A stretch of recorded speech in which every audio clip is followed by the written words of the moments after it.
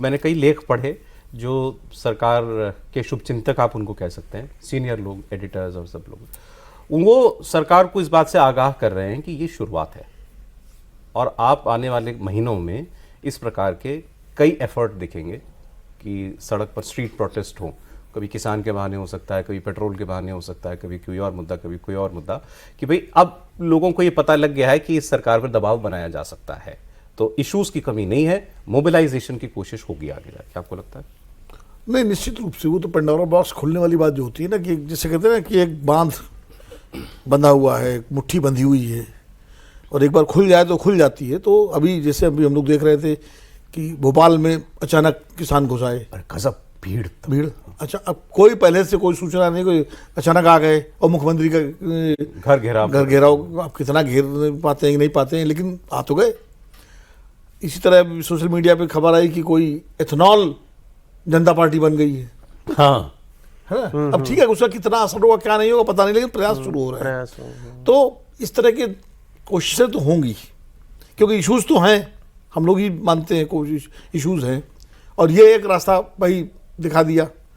अब लोग ये कह रहे हैं, जैसे हम ही लोग कह रहे हैं, अभी अमिताभ भाई ने कहा कि 20,000 आदमी इकट्ठा नहीं कर पाया विपक्ष, तो ये लोग कह रहे हैं कि बच्चों ने जो है उस महाबली सरकार को झुका दिया, जिसके बारे में कहा जाता था कि सरकार में इस्तीफे नहीं होते, उसमें उसके एक सबसे ताकतवर मंत्रियों में एक धर्मेंद्र प्रधान कोई छोटे मोटे मंत्री नहीं थे कि दाएं बाएं वाले जो पता नहीं लगा कि मंत्री, उनका मतलब टेनी का इस्तीफा नहीं हुआ था।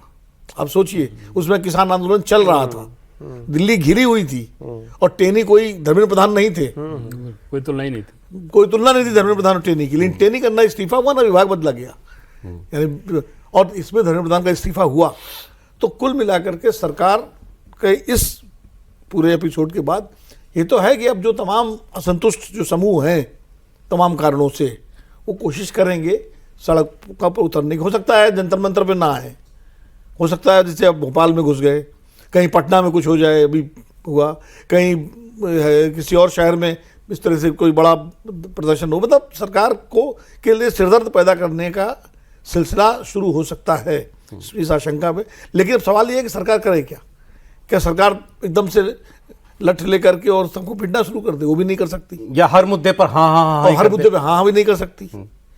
अब तरीका वही है कि या तो ऐसी चीजें शुरू होने से पहले ही एंगेज कर लिया जाए अपने तरीके से, सरकार का जो अपना एक सिस्टम है, पार्टी का सिस्टम है, राष्ट्रीय स्वयंसेवक संघ का एक तंत्र है, उसके जरिए कोशिश की जाए कि इस तरह के समूहों के साथ एंगेजमेंट हो और वो ना निकले। या तो ये तरीका हो, या एक सतर्कता एहतियात बरतते हुए देखा जाए वे निकलते हैं तो किस संख्या में निकलते हैं, ज़्यादा ना उनको पढ़, मतलब कुछ ना कुछ सरकार को मैकेनिज्म तो निकालना पड़ेगा, क्योंकि लोग तो निकल सकते हैं।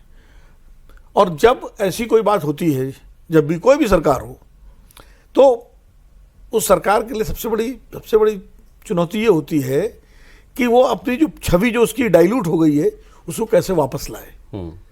तो उसका एक तरीका ये हो सकता है कि जो बहुप्रतीक्षित कैबिनेट रिशफल है, थोड़ा फोकस शिफ्ट हो।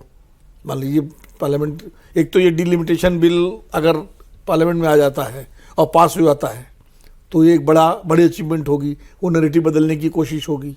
One nation one election, delimitation की बात कर रहे थे, उससे हेडलाइन तो शिफ्ट होगी, इसमें कोई डाउट नहीं। हाँ, हेडलाइन शिफ्ट होगी, वो बहुत बड़ी बात है। हाँ। हेडलाइन शिफ्ट होना और अगर कहीं कोई असंतोष है, वो असंतोष डिसिपेट होने में अंतर है ना? बिल्कुल अंतर है।